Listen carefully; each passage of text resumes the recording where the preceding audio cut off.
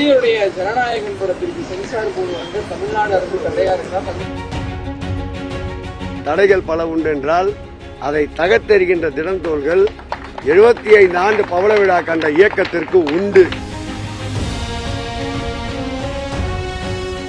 பிறகு பல்வேறு இடர்பாடுகளை கடந்து இந்த மாதத்திற்குள் பேருந்து நிலைய பணிகள் துவங்க இருக்கின்றது.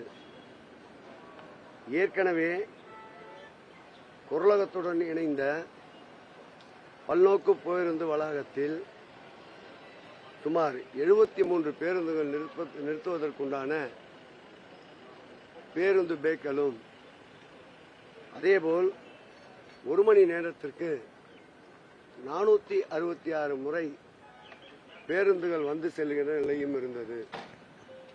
பேருந்து நிலைய பணிகள் துவங்குகின்ற பொழுது வடசென்னையினுடைய மக்களின் ஆதாரமே காலையிலே பணிக்கு செல்பவர்கள். கோயம்பேடு போன்ற பல்வேறு பகுதிகளுக்கு உடல் உழைப்பு தொழிலாளிகள் அதிகமாக இங்கிருந்துதான் பயணிக்கின்றார்கள். அதை கருத்திலே கொண்டு மாண்புமிகு முதல்வர் அவர்கள் அந்த பயனாளிகளுக்கு பயணிப்பதற்குண்டான அனைத்து தேவைகளையும் நிறைவேற்றி தர உத்தரவிட்டிருக்கின்றார். அந்த வகையில் நாம் தற்போது இங்கு நின்று கொண்டு பேசுகின்ற இந்த இடத்தில் 55 பேருந்து பேக்கள் உருவாக்கப்பட்டிருக்கின்றன. 4 ஏக்கர் பரப்பளவில் சுமார் 7.74 கோடி செலவில் ஒரு நாளைக்கு 2000 பேருந்துகள் வந்து செல்லுகின்ற நிலை. அப்படி என்றால் 40,000 மக்கள் ஒரு நாளைக்கு இங்கே பயணிக்கின்றார்கள்.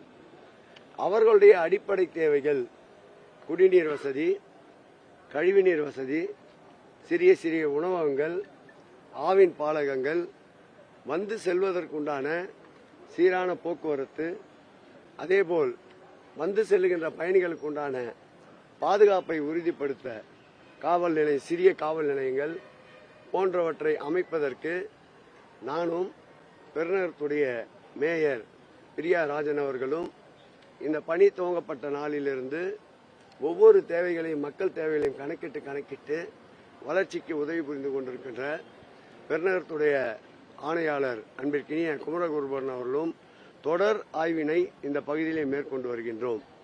முதலில் ராயபுரத்திற்கு இந்த பேருந்து மாத்திரம் தற்காலிக பேருந்து போதும் என்று கணக்கிட்டோம்.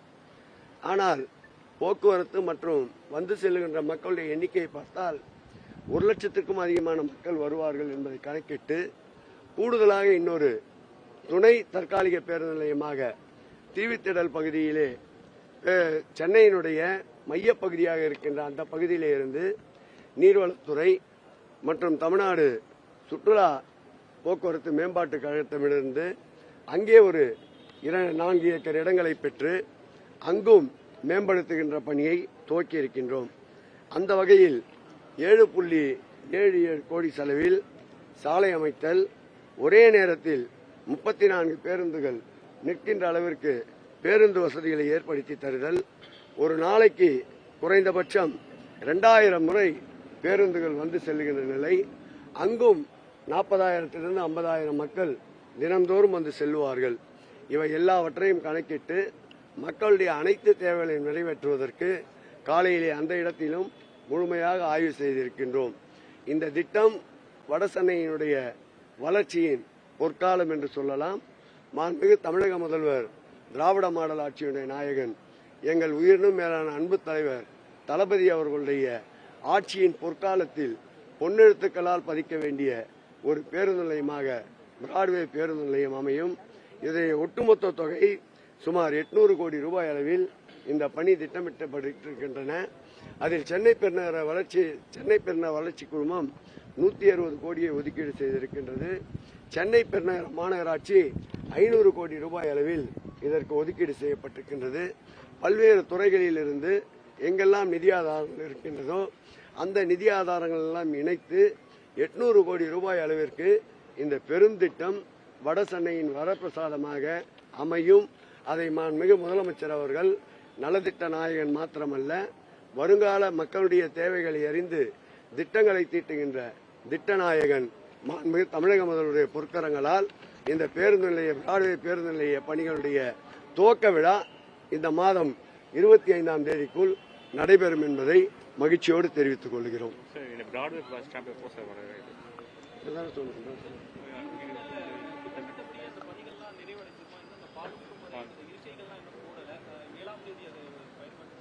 ஒரு சிற்பி ஒரு கல்லை கொண்டு செதுக்க ஆரம்பித்தால் அந்த சிற்பிக்கு உயிரோட்டம் வேண்டும் என்றால் என்ன எல்லாம் செய்தால் உயிரோட்டம் வருமோ, கடைசியிலே அந்த சிற்பியினுடைய இறுதி என்னவென்றால் அந்த சிற்பியினுடைய கண்ணை திறப்பது, அதன் பிறகு நெத்தியிலே பொட்டை வைப்பது. அதுபோல் ஒரு வேலையை கூட விட்டுவிடாமல் அனைத்தையும் பார்த்து பார்த்து செய்திருக்கின்றோம். பேருந்து நிலையம் பயன்பாட்டிற்கு வந்த பிறகு மக்களுடைய அடிப்படை தேவைகள் எதிலும் குறைவில்லாத அளவிற்கு அந்த பேருந்து நிலையங்கள் இருக்கும், செயல்படும்.